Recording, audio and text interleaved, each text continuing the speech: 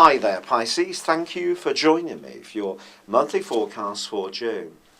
This month continues to see your two ruling planets of Jupiter and Neptune in opposition. Neptune's boosting your imagination and that side of you that can be very idealistic. Jupiter, in a way, is asking for some kind of growth or improvements around your relationships. These things are possible, although Neptune does slam on the brakes in a retrograde on the 13th. The first couple of weeks of this month, however, sees your mind quite agile, but there is quite a big emphasis on issues of security.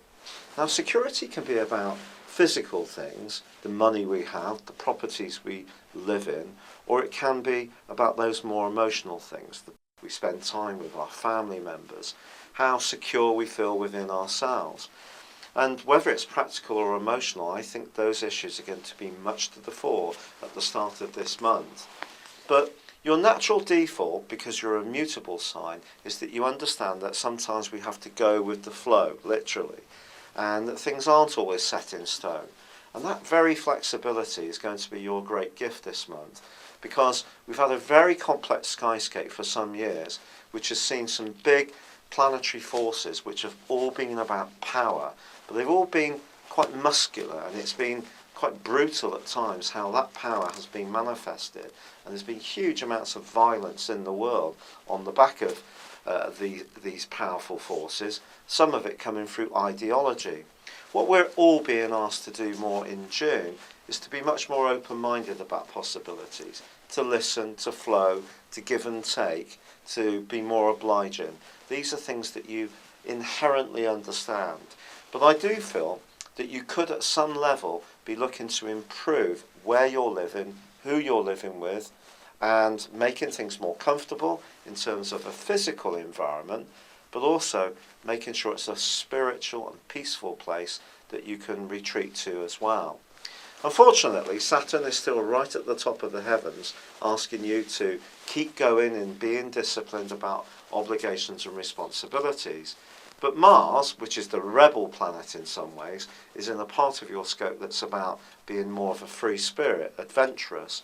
And I think if there is a situation in your world that doesn't give you that sense of peace, tranquility and comfort, Mars may be pushing you to try to escape from it.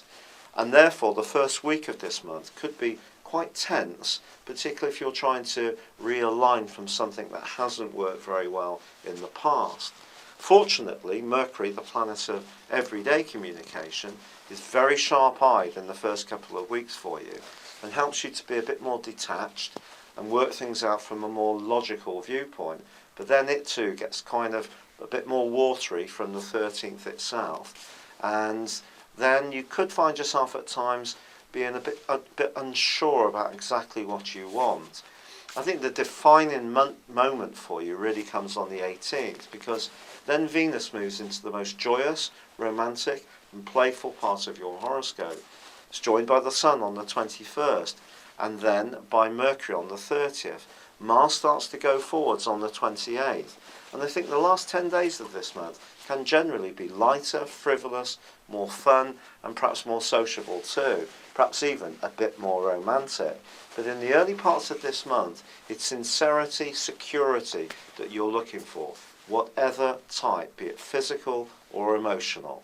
It's been a real pleasure being with you. Thank you for joining me. Good luck, and goodbye for now.